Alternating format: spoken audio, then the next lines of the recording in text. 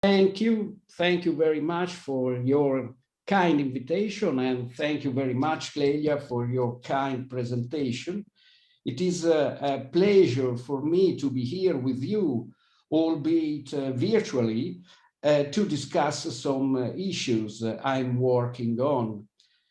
As you know, I think I want to deal with the theme, the absolute foundation of beauty from Plato to Neoplatonism.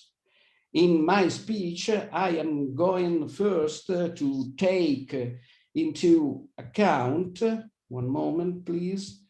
I have a problem with my PC. Okay, now it works. And as I'm saying, in my speech, I'm going first to take into account some fundamental aspects of Plato's conception of intelligible beauty, and then I will focus on the Neoplatonic metaphysical and theoretical reinterpretation of this conception. One of the best known texts of Plato in which the theme of the nature of intelligible beauty is addressed and discussed is the Symposium, in particular that part of the dialogue known as the Diotima's speech.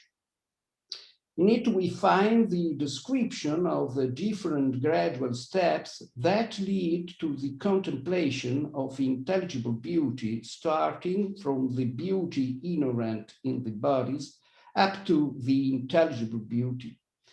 In this very famous passage, 209e, 212a, the stages of love for the authentic beauty are indicated.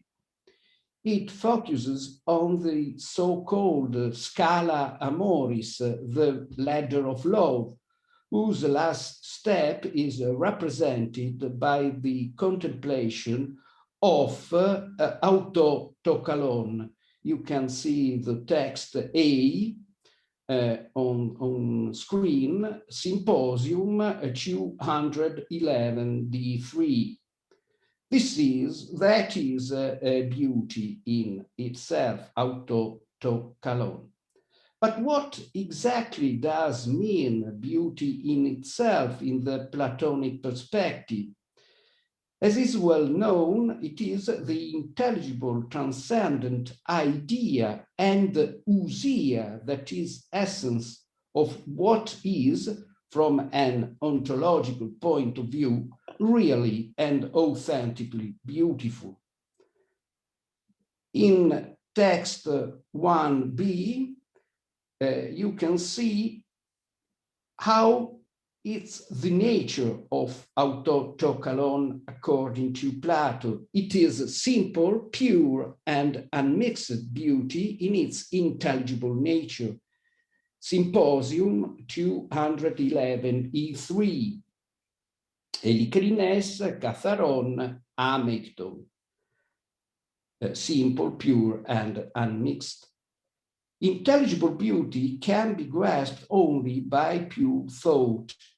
Beauty in itself, autotokalon, is nothing else than eternal beauty that remains eternally identical to itself, not subject to any form of change.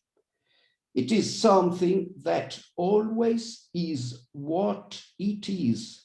Text 1, say on your screen, something aion, that is, always being. We could say absolute beauty. On the basis of what it is stated in the Symposium, it can be concluded that according to Plato, through eros, which is the love of beauty, the soul of man understands how true beauty cannot be linked to a particular sensitive multiplicity, but is something that necessarily transcends every facet of the phenomenal world. Accordingly, also beauty in the field of art must be considered as a step towards intelligible beauty, because intelligible beauty transcends every kind of phenomenal manifestation. Through the desire for beauty, that is love, eros, the soul can come to the knowledge of the true being of beauty and ascend towards authentic wisdom, in Greek, Sophia. Therefore, in Plato's perspective, there is a very close connection between beauty and truth, aletheia, and at the same time, between authentic beauty and being. We could say that beauty in itself has the canonical characteristics of every intelligible form, and it can be considered as the perfect example of what an intelligible form has to be. Beauty has every essential property and mark of any other form or idea.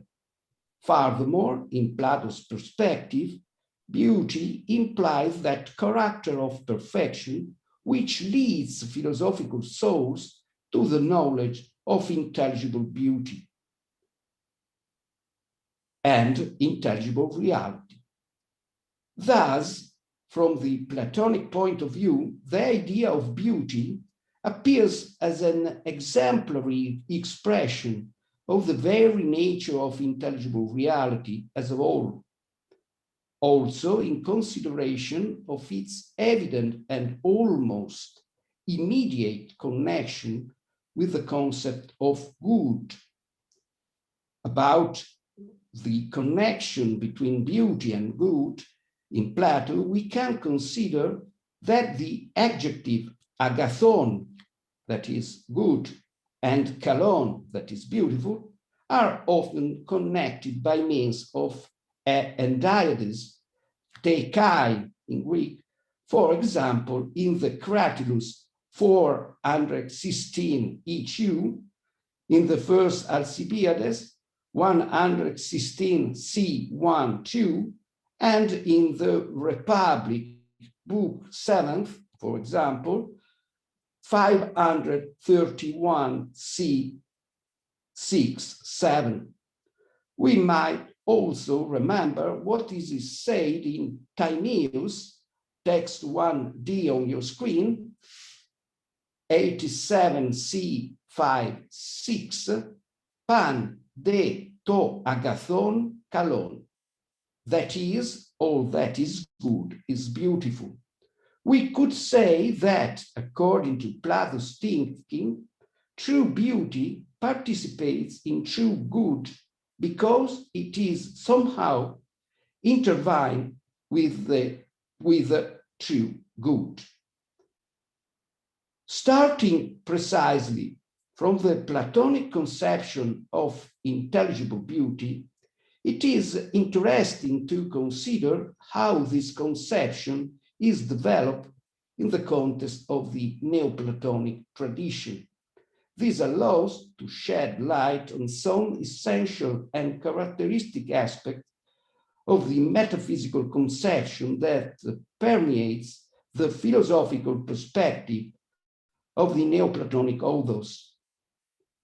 In consideration of this and in relation to the nature and foundation of intelligible beauty, I will below take into account the philosophical theoretic Neoplatonic viewpoint of three important authors, Plotinus, Proclus, and Pseudo-Dionysius the Areopagite. What is particularly interesting in the Neoplatonic conception is the fact that intelligible beauty, as a specific ontological determination, requires to be traced back to the absolutely original principle of all, arche panton in Greek, or we can say also archeton panton. That is, to the absolutely transcendent nature of the first principle. It is on the basis of the Neoplatonic perspective, the one good, to hen agathon, which by virtue of its originality and simplicity must be considered as no one of all the things that necessarily come after it. It has to be conceived of as the absolutely simple origin and foundation of every level of reality. Due to its absolute transcendence, it is placed above any ontological determination and ultimately above being itself. Epekeina tu ontos, it's a particular expression for the Neoplatonic authors. Therefore, as we shall see, the first principle must be considered as beyond intelligible beauty itself. I intend to undertake this path of analysis starting with Plotinus' philosophical thinking.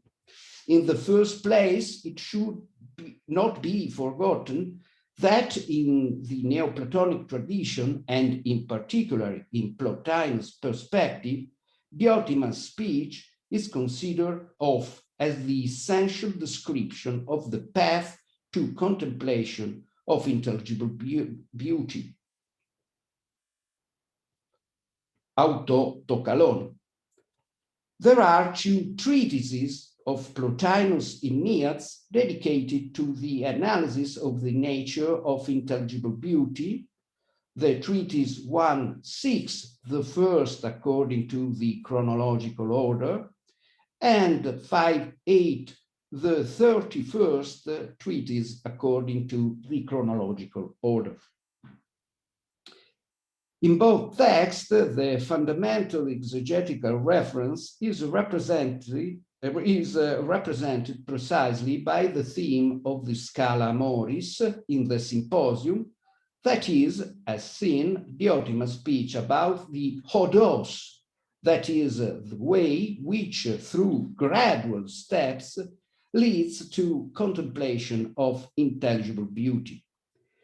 In Plotinus' exegetical perspective, authentic beauty is what characterizes the very nature of intelligible reality. Beauty exerts an original fascination on man.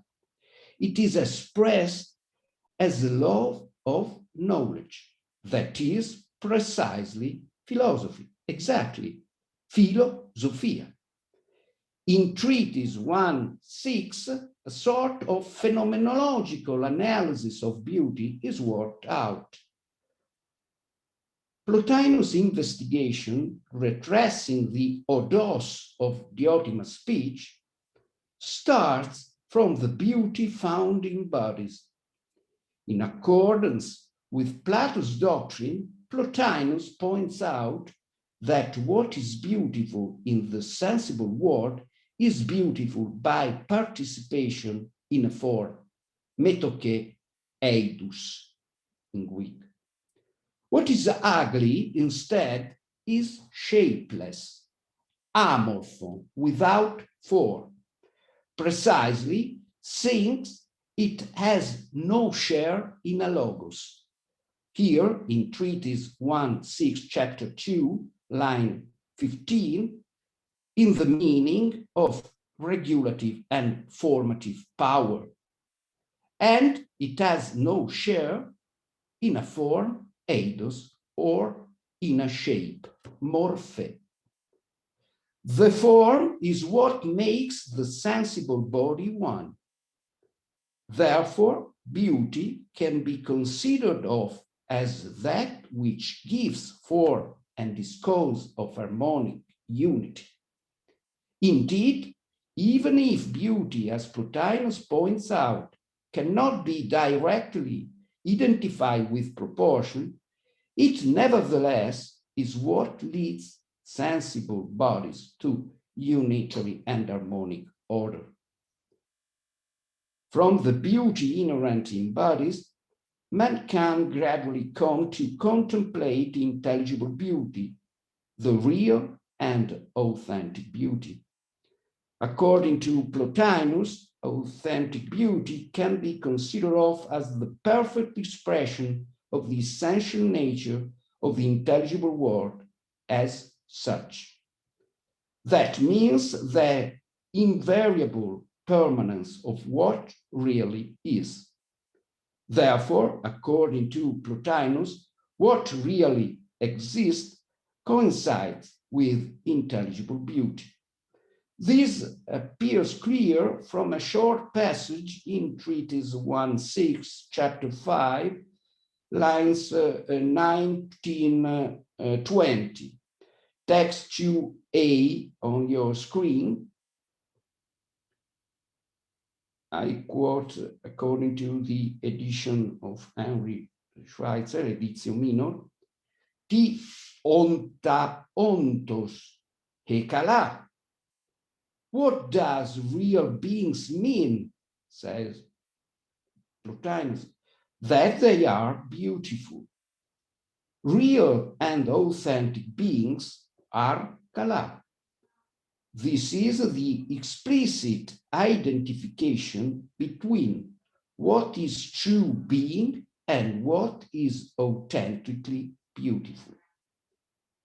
Through its anagogical path, the soul rises to the contemplation of the intelligible world, making itself good and beautiful.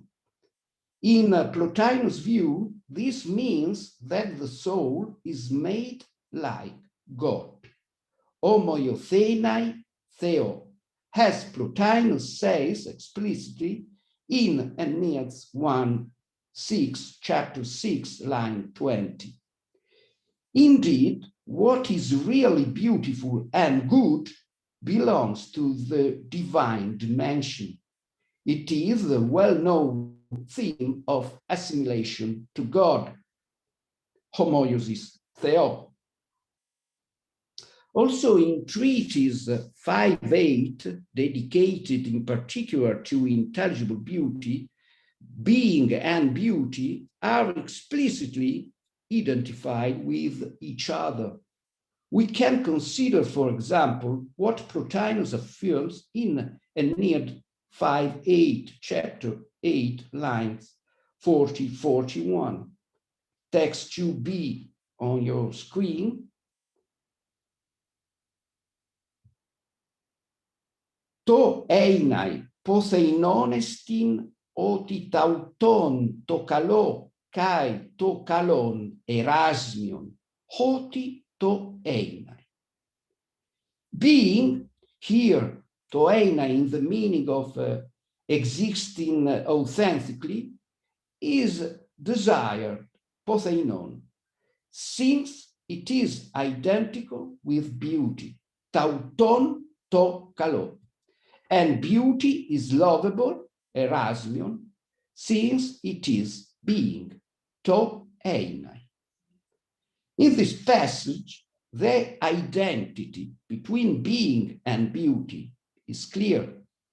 Being is the intelligible world as a whole. Hence, because beauty is the same as being, the whole intelligible world must be considered identical with beauty. On the other hand, we must bear in mind that in accordance with the Neoplatonic perspective of Plotinus, the whole intelligible dimension, implying in itself differentiation, multiplicity, and ontological determination, must in turn be founded on a higher principle. That is, the first principle of the one, tohen, which represent the very first simple and absolute origin of the whole reality, and therefore the original foundation of the intelligible dimension as well. The intelligible world is determined by the multiplicity of intelligible forms. Indeed, Plotinus calls it hen polla.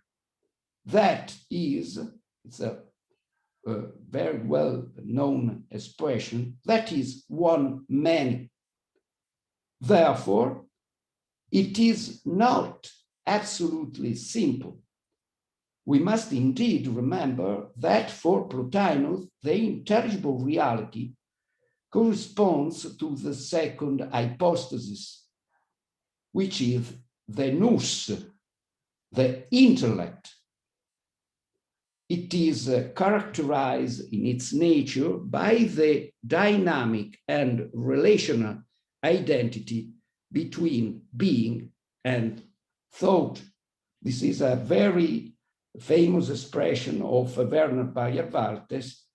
He said, dynamische Identität, also dynamic identity. Accordingly, intelligible reality cannot be simple and original.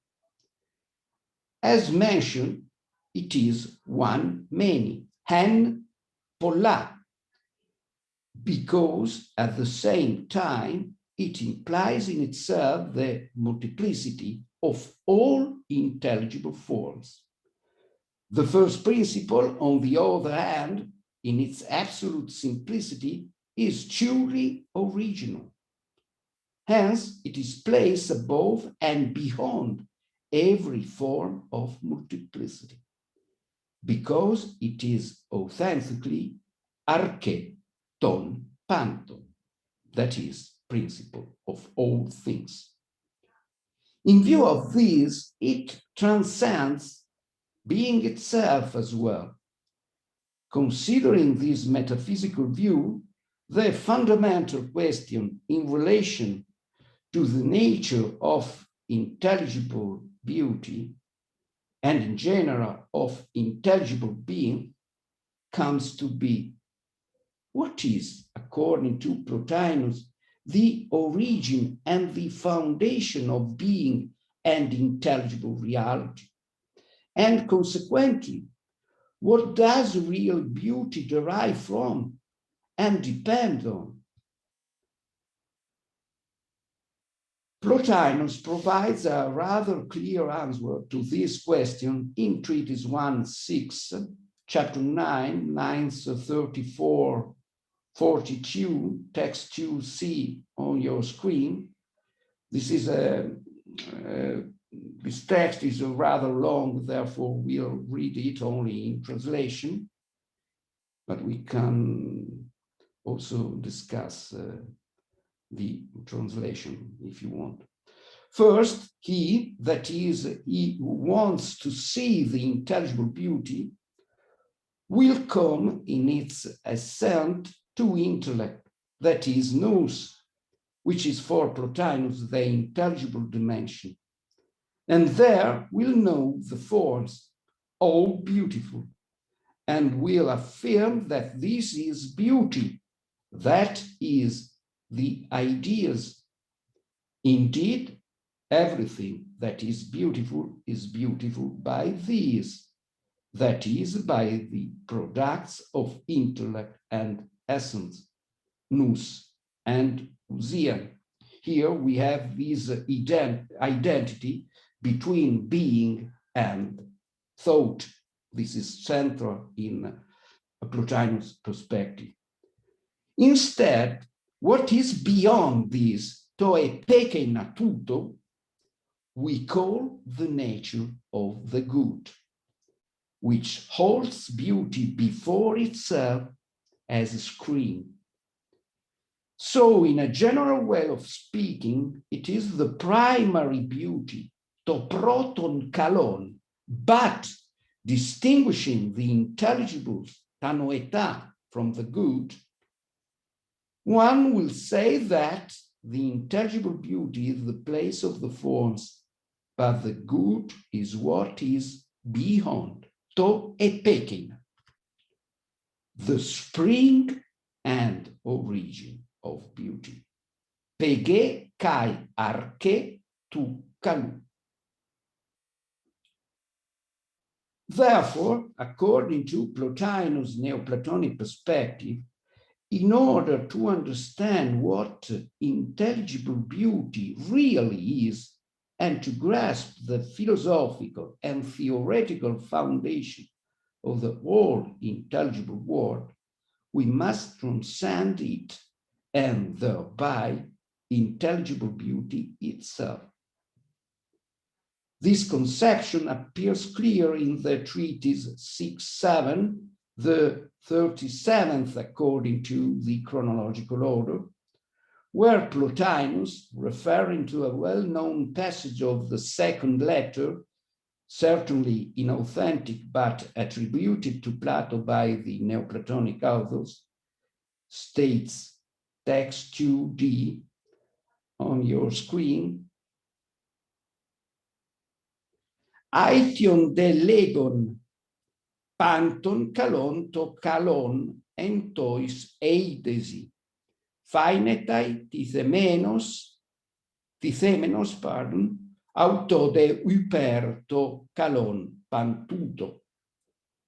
When Plato calls it, that is the one good, the first principle, cause of all beauties, is clearly putting beauty among the intelligible forms, but the good itself above all this beauty. Uper to kalon pan tuto. This means that the one good is above every level of beauty and thereby above intelligible beauty as well. Pardon? In the same treatise, 6-7, chapter 33, line 20, text 2e on your screen, the principle is indicated as to hyperkalon, that is literally super beautiful, in the meaning of what is above the beautiful. We could say also exceedingly beautiful, more than beautiful. The one good is a kind of beauty that transcends the intelligible beauty, because the one good, in its absolute simplicity and transcendence, is above every form and ontological determination. We could say also ontological differentiation. In the treatise 5-5, the 32nd treatise according to the chronological order, chapter 6, line 4-5, Plotinus affirms, text 2f on your screen, it is an eideon, the first principle is an eideon, that is formless, without form. Alpha, privative alpha and eidus, an eideon. Indeed, it transcends everything, also the intelligible forms. Hence, it is no one of all things, uden panton, uden, no one of all things. As Plotinus still states in treatise 5-5, chapter 6, lines 9-10, text 2G. G on your screen, yes. One moment, yeah. Uden de tutonon monon an legoito e pekeina, again pekeina, tuton. Since it, that is the one good, the first principle, is no one of the things, it could only be said to be beyond them, e pekeina tuton. In conclusion, according to Plotinus, the first principle is beautiful in a very paradoxical way, because it transcends beauty itself. The one good is in fact the origin and the foundation of all that is beautiful. Therefore, the first principle is the foundation and origin of intelligible beauty itself. In the treatise 6-9, the ninth according to the chronological order, but the last of the Enneads on the basis of the order established by Porphyry, Plotinus states, text 2H on your screen, Pangar kalon ysteron ekeinu, kai pare kei, osper pan fos methemerinon pare liu.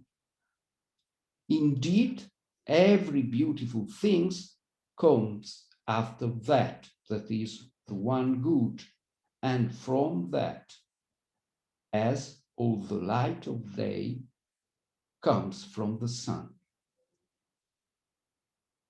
In effect, according to the Plotinian conception, the first principle is the transcendent foundation of the dynamic identity between being and thought that determines the nature of intelligible reality. We said that this conception, the identity between thought and being, is essential in the Plotinian conception of the nature of intelligible reality. Plotinus says intelligible reality is a mia physis, one nature, and this nature is the identity between being and thought.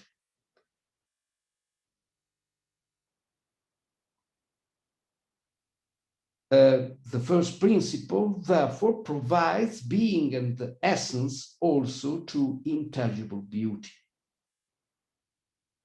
This is the perspective of Plotinus.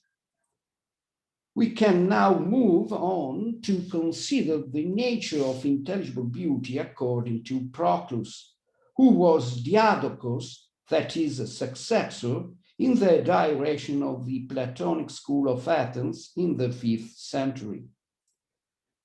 He set forth one of the most elaborate and articulated systems of Neoplatonism on the basis of an overall metaphysical theological perspective.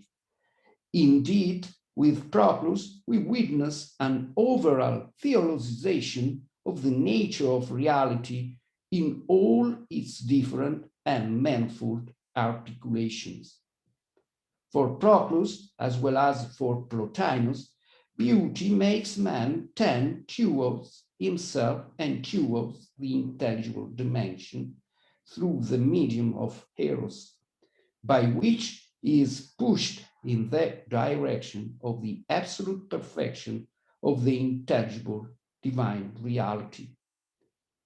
In his commentary on the first Alcibiades, on the basis of a para-etymology, Proclus connects, you can see text 3a on your screen, the adjective kalos, beautiful, to the verb kalein, in the sense of calling to oneself, and to kelein, fascinate, enchant, bewitch, as if in beauty a sort of appeal were intrinsically and implicitly present for man, an appeal by which he is necessarily attracted and from which he cannot escape. The connection between eros and beauty constitutes one of the central themes in Proclus' metaphysical theological thinking. In describing this connection, which is the origin of the force of attraction that divine dimension exerts on all levels of reality, the language of Proclus becomes profoundly religious and somehow mystical, we can say. We can read, as an example of this view, an interesting passage from Proclus' masterpiece, The Platonic Theology, first book, chapter 24, page 106, text 3b on your screen. Also, this text is rather long, therefore we'll read it directly in translation. The edition of Platonic theology is the edition from Safri Westenik. Because of the excellence of beauty, all divine reality is an object of love. It is from this sphere, in fact, that all the gods impregnate themselves with beauty, and filling themselves with it, also feel the entities that come after them, exciting and upsetting with Bacchic fury, ekbakeontes, this is a typical mystical word, all entities in relation to their love for them, and from above flooding them all with the divine outflow of beauty. So, to put it briefly, this is the divine beauty, dispenser of divine joy, intimacy, and love. Indeed, it is on the basis of the divine beauty that the gods are mutually united. They enjoy each other, they are delighted with and delight in their own mutual relation of commonality and in their own fullness, and they don't abandon the level that among their own orders they have always obtained by lot. In this passage, the religious and mystical inspiration of Proclus is evident. In his thinking on the authentic nature and the original foundation of intelligible beauty, Proclus proceeds within a theoretical perspective very similar to the Plotinian one, and bases, like Plotinus, the intelligible beauty on the absolute and original transcendence of the first principle, the absolutely first good, which, as the authentic cause of the totality of reality, is also beyond the whole intelligible world itself. In the second book of the Platonic theology, chapter 7, Proclus states, text 3c on your screen, to de agathon to protiston, uperusion ti thesto, kai ton onton apanton presbeia te kai dynami proecon. The absolutely first good must be placed as superessential and above all entities in terms of dignity and power. It is clear in this passage a reference to the sixth book of Plato's Republic, 509b, 9, 10, where the good is defined with the words eti epekeina tes usia presbeia kai dynamei uperekontos, that is, still beyond the essence, surpassing it for dignity and power. Indeed, the one good is, according to Proclus, the cause that transcends all beautiful and good things. His view appears even clearer on the basis of what he writes a little farther on about the relationship between the very first good and beautiful things. Text 3d on your screen. To de protiston agathon, uton agathon monon estinaition, alla kaiton kalon homoios osper kaien allois o Plato nefe. Kai ekeinu heneka panta, kai ekeinu aition panton kalon. On the other hand, the absolutely first good is not only the cause of good things, but also equally of the beautiful ones, as Plato also stated elsewhere.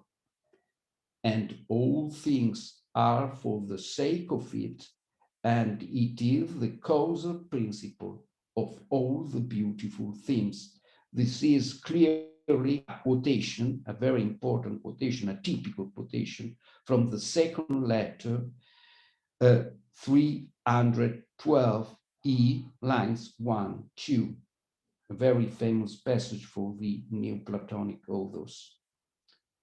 Therefore, according to Proclus, what is the nature of the principle, of the first principle, of the absolutely first principle, with respect to intelligible beauty? We can find the answer to this question in a short passage of Proclus' commentary on the first Alcibiades, where he states, text 3e on your screen,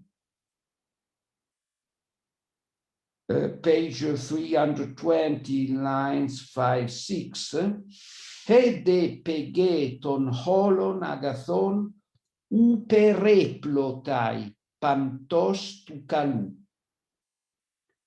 The source of the totality of good things is superior in simplicity, upereplotai, to all that is beautiful. That is to say, to every form of beauty.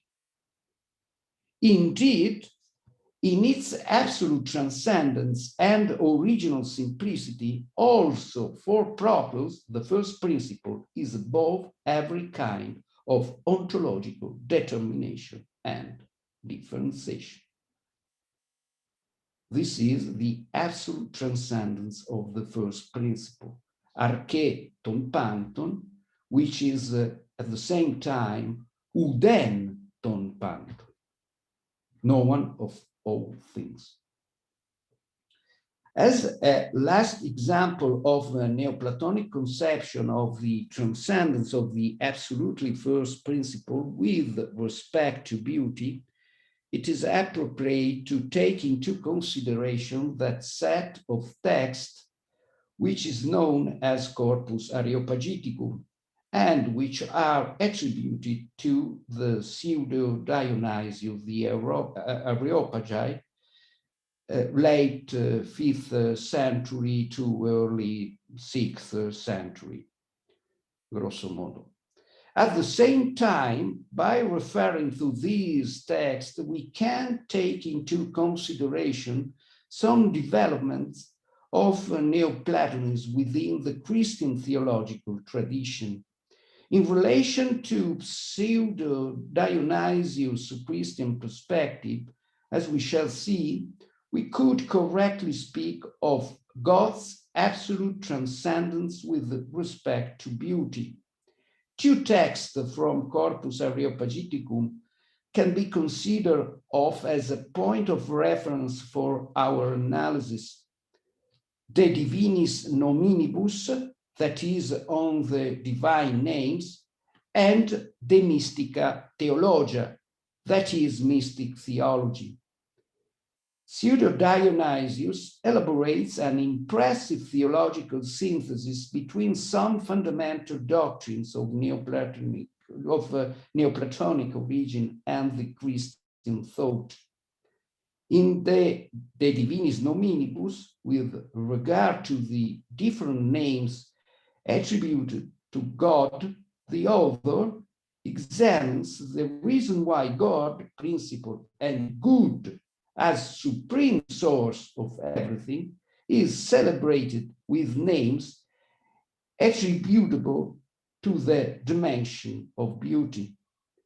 The object of the analysis is the relationship that exists between beauty and God, that is, the absolutely first good and the absolutely first principle.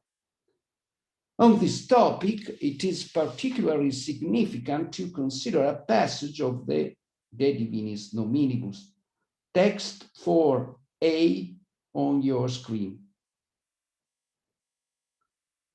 Tuto tagathon neitai proston hieron theologon kai os kalon kai os kallos kai os agape kais os agapeton kataloipa. This good, that is God, is celebrated by sacred theologians as beautiful, os kalon, and as beauty, os kallos, and at the same time as love, os agape, and as beloved, os agapeton. Also, Pseudo-Dionysius, in a similar way to Proclus, operates a para-etymological juxtaposition between the concept of beauty and that of calling to oneself. Text 4b on your screen. Kallos, beauty, has this name, hos panta pros e auto kalun. That is to say, in consideration of the fact that it calls all things to itself. But in what terms should the attribute beautiful be understood in reference to God? Pseudo-Dionysius states in the De Divinis Nominibus, text 4c, on your screen, and it's a very important text. Kalon de os pankalon amakai uperkalon. You can see uperkalon again. It's a typical technical word. Kataloipa. Beautiful in the meaning of absolutely beautiful and at the same time as more than beautiful. But we could also mean above the beautiful, uperkalon. He further states, text 4d on your screen, the good, which is God and absolutely original cause, must be understood as the superessential beauty, to uperusion kalon, that is, as the beautiful placed above its equivalent of an intelligible nature. The good God transcends the intelligible beauty in consideration of the fact that it pre-contains in itself an auto proekon in a super-eminent way, uperokikos, another technical word, the beauty that is the source of all beautiful things. Pantos kalu te pagayan kalonen. Therefore, according to Pseudo-Dionysius, all the different denominations that lead God back to the notions of beauty and beautiful and love and beloved are appropriate to his nature, not in the proper sense, but only in a very broad sense. Indeed, they must be understood in relation to the absolutely transcendent character of God. God is in fact above everything. Its form of absolute transcendence is significantly expressed in a fundamental passage from the De Divinis Nominibus, text 4e. It's a central passage according to me, because we have here a very interesting conception which we can find in Pseudo-Dionysius. Dio kai pantau tu, kai ama categoreitai, kai udenesti ton panton. It's clear here, uden ton panton. Panskemos, paneideos amorphos akales, kataloipa. Therefore, all predicates can be attributed to him, to God good, together. And at the same time, he is no one of all the things uden est in ton pant. He is endowed with every figure and every form, and at the same time, he is formless and without beauty. Akales, without beauty. This is the literary translation. It's incredible if we think about the nature of God.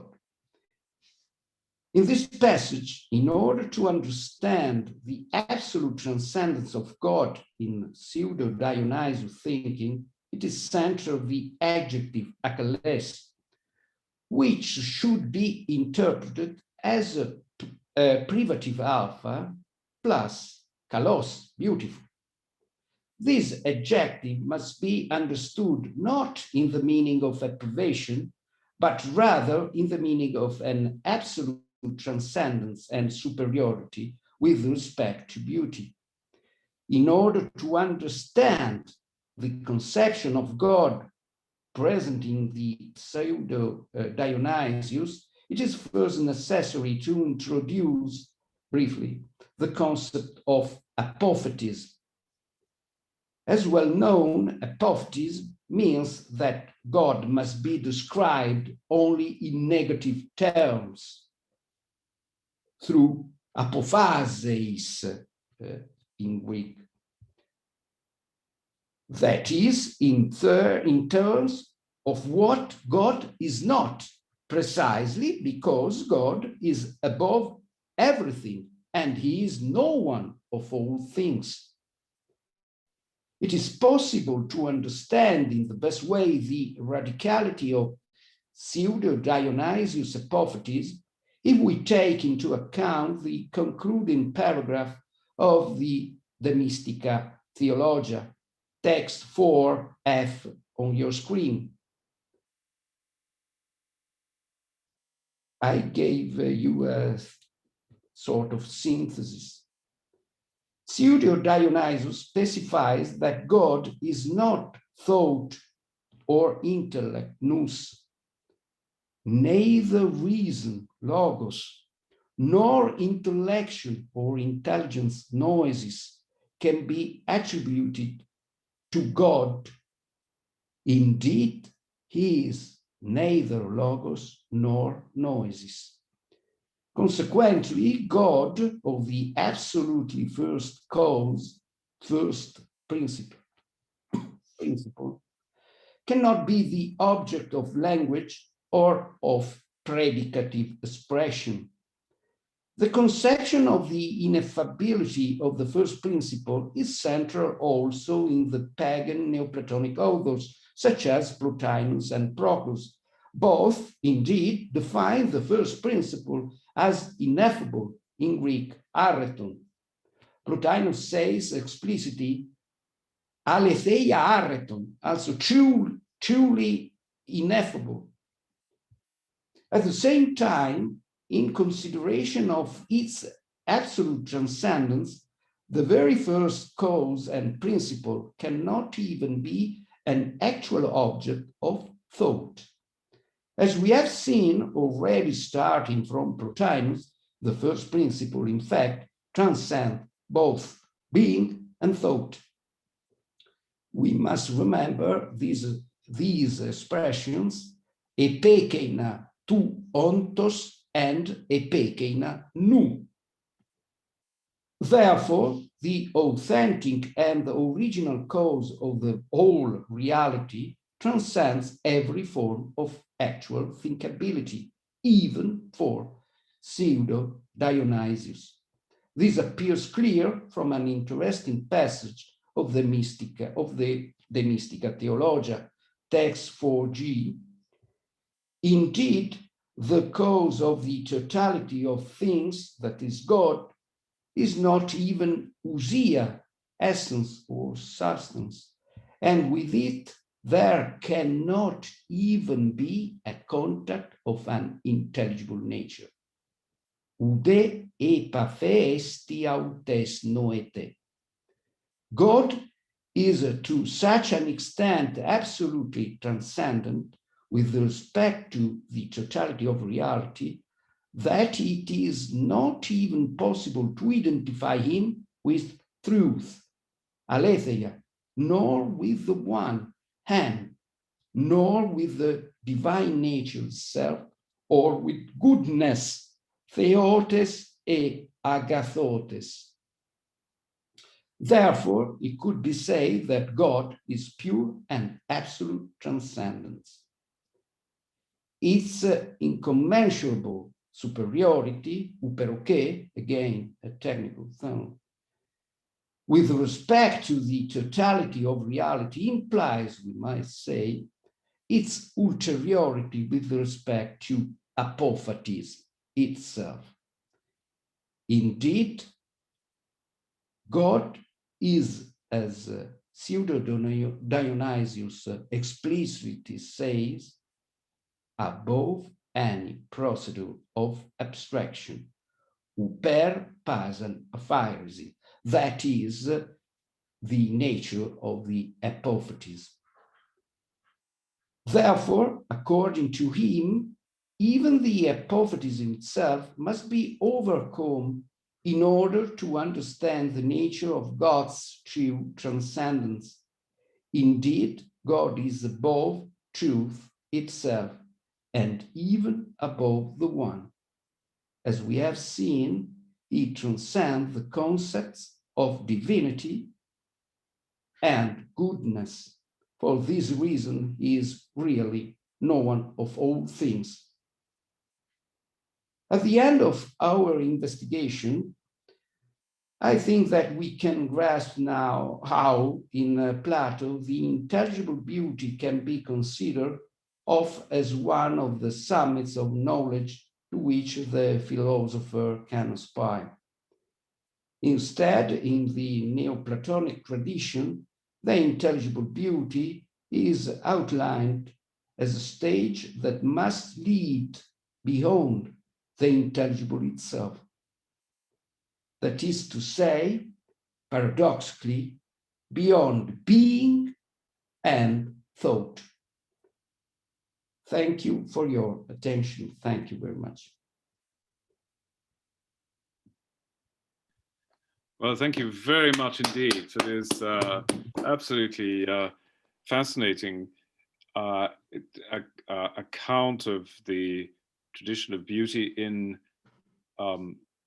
Plato and, of course, the Neoplatonists. If I may just forgive me, if you could forgive me for reading a few lines from a great English romantic poet, on John Keats. A thing of beauty is a joy forever. Its loveliness increases. It will never pass into nothingness, but still will keep a bower quiet for us, and a sleep full of sweet dreams and health and quiet breathing. Therefore, on every morrow, we are wreathing a flowery band to bind us to the earth, spite of despondence, of the inhuman dearth of noble natures, of gloomy days, of all that the unhealthy and darkened ways made us for our searching. Yes, in spite of all, some shape of beauty moves the pall from our dark spirits. So I think this is, even in a fairly secular romantic poet in the English tradition, there's this sense of the anagogic function of beauty that you brought out so powerfully in your talk. Questions for Professor Abbate? Yes, this is, pardon, I want only say two things, if it's possible, about this consideration. It's very interesting because there is a continuity, so to say, between the Romanticism, the English Romanticism, and the Neoplatonic tradition, I think about, for example, Coleridge, Blake, Shelley, and they operate really this interesting connection with the Neoplatonic tradition, and they use also the symbolic and conceptual symbolism of the Neoplatonic authors, not only in poetry, but also in text. For example, Coleridge in Bibliografia Literaria, he quotes directly Plotinus in this direction. It's very interesting. Thank you very much for your observation.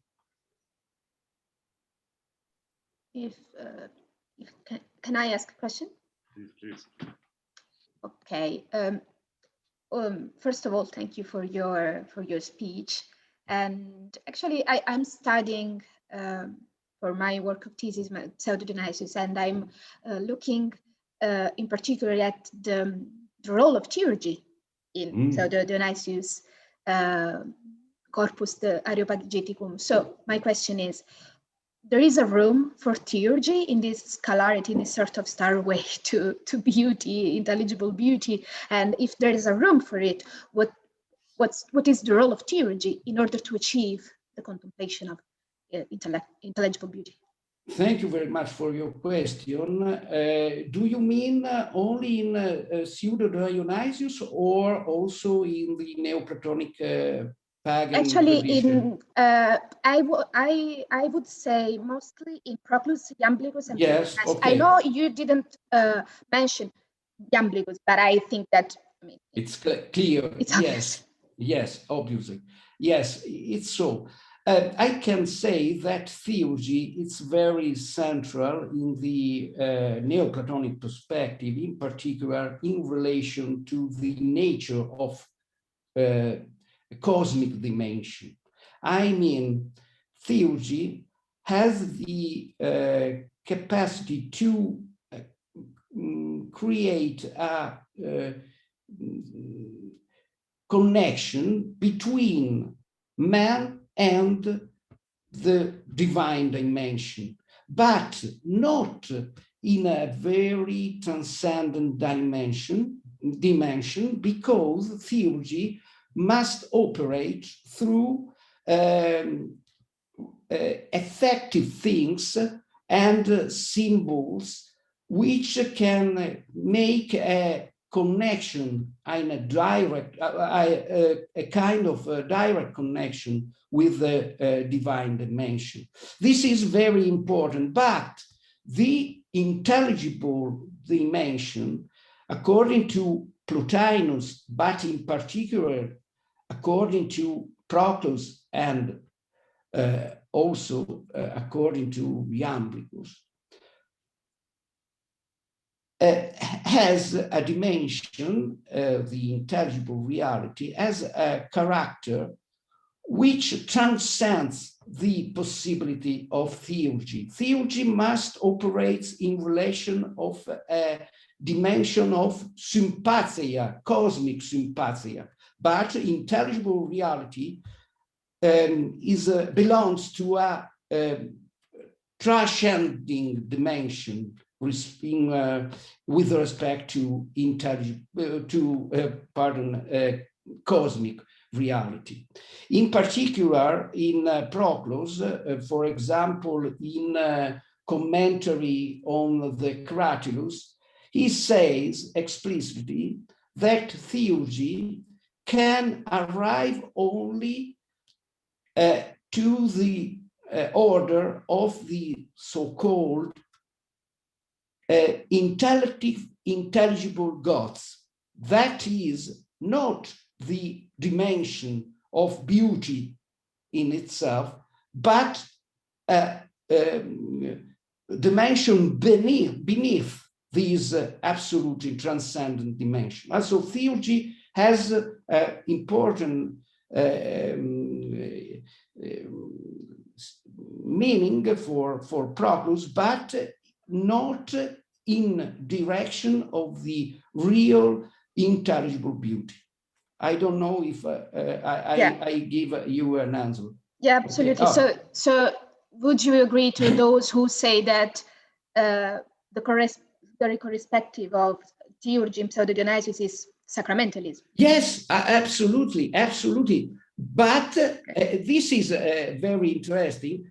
But in Pseudo-Dionysius, this dimension of theurgy, so to say, has anyway a direct role, and it can really to make a connection with God, because the rituals, the sacraments come direct from God. But in the Neoplatonic tradition is not so. Also, the dimension of God, of the first God, or protos theos, it's a radical, transcendent in with respect to every ritual dimension. Thank you so much. No, thank you, thank you. Thank you. So our next question is from Enrico Volpe.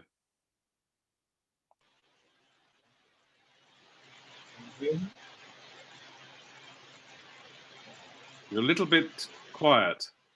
Can you increase the volume? That's better. Yes. Can you hear me now? Yes, yes, perfectly. Okay. So, hello? Yes. Okay. So thank you for the fascinating speech, Professor Abbate. So I have a little question, a clarification question about Plato. So in the text, I think it's 1D, you say that in the Timaeus, for example, but in the Republic too, beauty and good are bound together. So,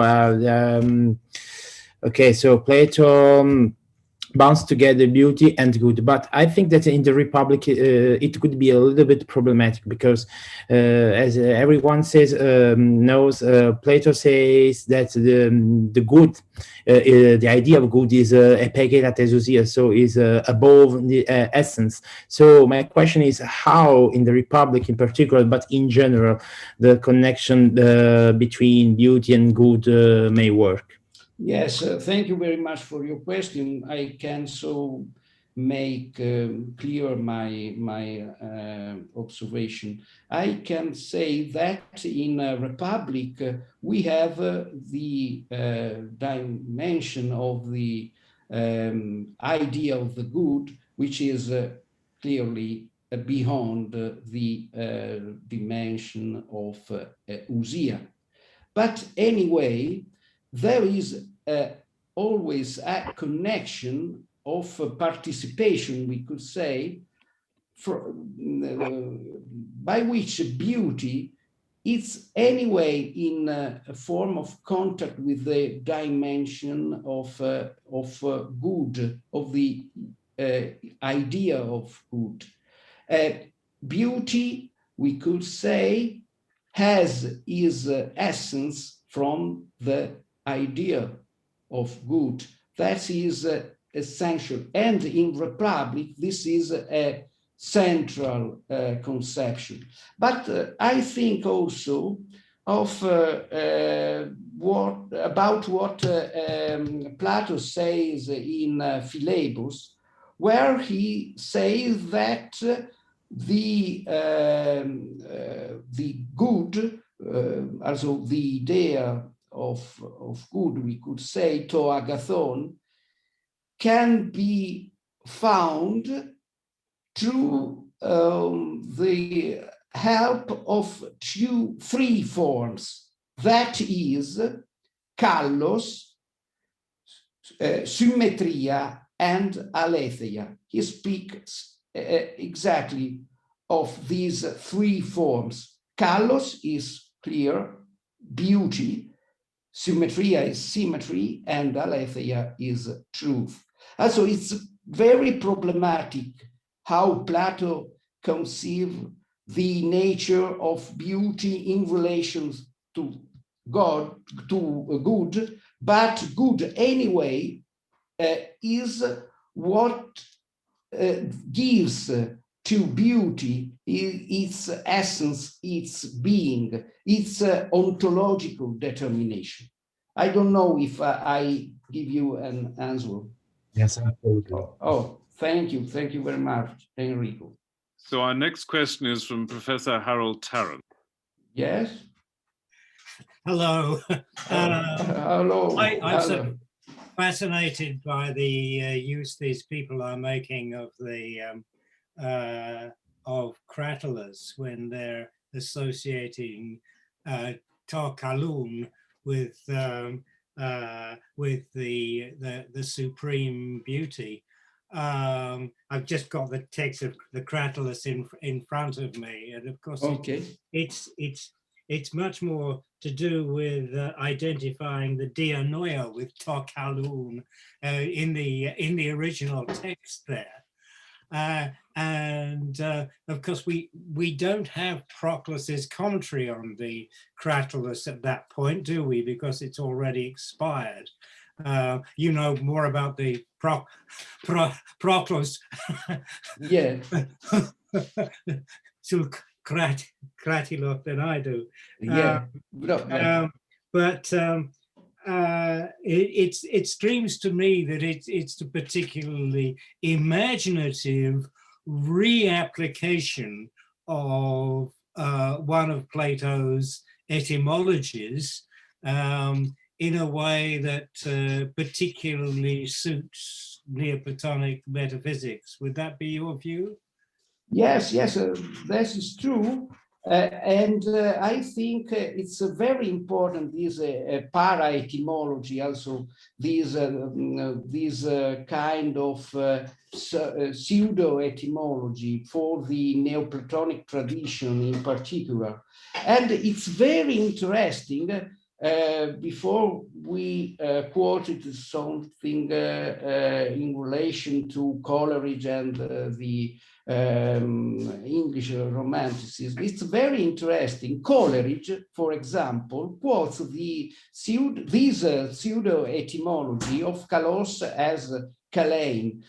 And also Coleridge is very interesting because anyway, it's an etymology which gives a particular dimension to the nature of beauty, as appeal, as something of this nature. For the Neoplatonic perspective, this is very, very important.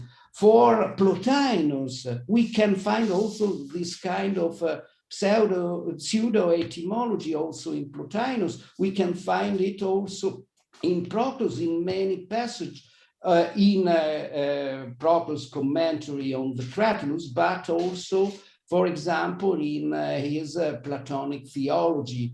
There is, I think, something similar also in commentary on the Republic, always of Proclus. And it is very, very interesting in particular for the meaning of the beauty in relation to Kalein. This is a calling to itself. I think it's central for the Neoplatonic perspective, but I don't think that for Plato has the same value. I think that in Plato, these etymologies are very ironical, I can say. Yes, very, very probably. Did you, I don't know whether you looked at Hermias at all. A lot of people have been looking at Hermias of late after the Lucarini and Moraschini of it become very popular. I just want, it sort of struck me that there ought to be lots of material on the beautiful in there. It was which gave a good idea of the school of general position of the school of Syrianus. But did you look at it at all in this context, or? Yes, I'm thinking about, for example, Moreschini and these themes in the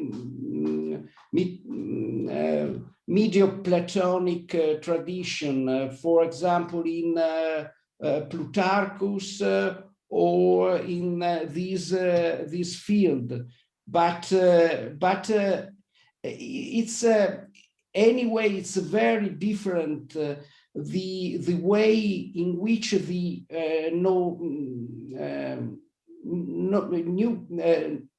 new Platonic author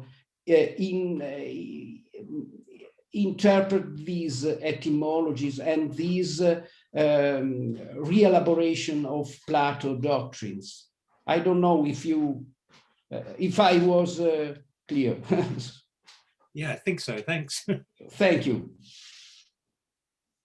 But would it be fair to say, just following up on Harold's point, that even if one is a little bit skeptical of the Neoplatonic tendency to, let's say, allegorize the text of Plato, that they're onto something in this ontological status of beauty that a lot of subsequent interpreters of Plato have perhaps not appreciated in to the same degree.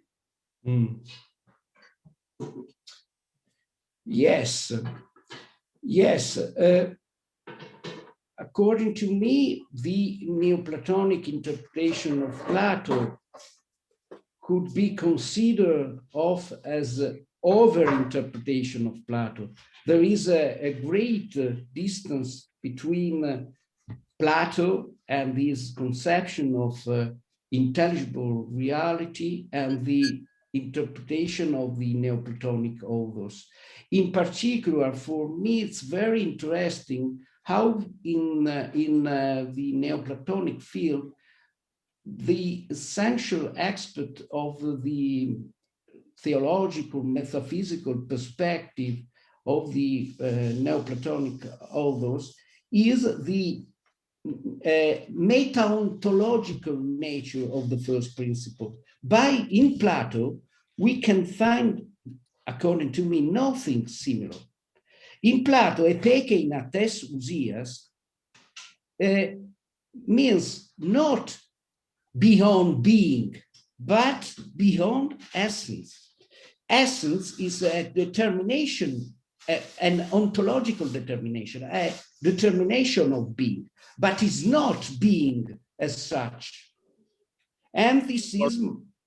Right, well, doesn't that rest upon how you interpret the next couple of words, which... duname kai... Exactly. So okay. That's where, of course, it's interesting in the Proclus passage that you quote, yes, that is taken in the kind of full ontological sense, rather than in any way diminishing or qualifying what the force of the epikena. Yes. I mean, presumably, well, I mean, one could say, well, of course, all that Plato is doing is saying epikena in the sense of its dignity or power. And so in a sense, that could be the basis, and often is, for an anti-metaphysical reading of the epikena tesousias. That's absolutely not the way that the Neoplatonists read it. Yes, yes, I think so. I think so. There is a very interesting article of Baltes. It's entitled, one moment, is the idea of the good beyond being. It's very interesting because Baltes demonstrates that this conception of meta-ontological dimension of the good we can find only in the Neoplatonic tradition, starting from Plotinus and with other authors. maybe Moderato di Gades, who is quoted also by Dodds in his article about Parmenides. It's a very interesting article, this article of Baltes. Matthias Baltes. Harold, have you still got your your hand up, or? Oh no, no. No, it's nice to hear mention of Matthias Baltes again. That was a good article. Yes. Yeah. I'll put my hand down. Lower hand. There we go. Okay. Well, we are in fact coming to the end of our time slot, so I think this is probably an appropriate point to thank our distinguished speaker, Michele Abbate, for giving us such a rich and helpful account of the concept of beauty in the Neoplatonic tradition. So I think we should all thank our speaker very much indeed. Thank you very much. Thank you very much. Yeah, thank you. It was really a pleasure for me. It was very, very interesting and stimulating. Thank you very much. Thank you very much. Bye to everyone. Ok, buonasera. Okay. Buonasera a tutti. Arrivederci. Buona serata a tutti. A presto. See you soon. Alla prossima. Perfetto.